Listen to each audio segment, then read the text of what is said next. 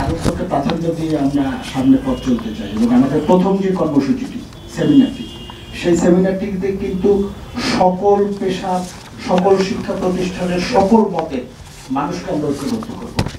ভবিষ্যৎ বাংলাদেশ নিয়ে তাদের কি ভাবনা, সেই ভাবনাগুলো আমরা শুনবো এবং সেই ভাবনাগুলোর আলোকে আমরা আমাদের সংগঠনের অভিভাবক দেশনায়ক তারেক রহমান সাথে কথা বলে আমরা আমাদের ভবিষ্যৎ পরিকল্পনা ঠিক করব। বিএনপির ভবিষ্যৎ পরিকল্পনায় তরুণরা কি ভাবছে সেটি কিন্তু শুধু আমাদের দলের তরুণরা না, সকল অংশের তরুণরা কি ভাবছে সেই ভাবনাটাকে প্রাধান্য দিয়ে ভবিষ্যৎ কর্মসূচি প্রণয়ন করা হবে। এমনকি বিএনপির যে 31 দফা কর্মসূচি আছে, আমাদের ভারপ্রাপ্ত চেয়ারম্যান বলেছেন সেটি কিন্তু পরিবর্তনশীল।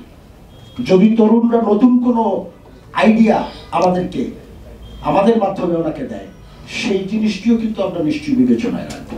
আর আপনি যেটি বলেছেন, তরুণদের অংশগ্রহণ জাতীয়তাবাদী শক্তির পক্ষে সবসময় ছিল। যখন মিছিল মিটিং এর কোনো অনুমতি ছিল না, তখনও কিন্তু ওই তরুণদের সমাবেশ হয়েছে, আপনারা আমাদের সাথে ছিলেন এবং সেই সমাবেশগুলোতে মানুষের উপচে পড়া সমর্থন গণতন্ত্রের পক্ষে আপনারা দেখেছেন, তরুণদের সেই সমর্থন। আজকেও কিন্তু সেই গণতন্ত্রের আকাঙ্ক্ষা মানুষের মন থেকে মুছে যায়নি। আমরা মানুষের পক্ষে আছি।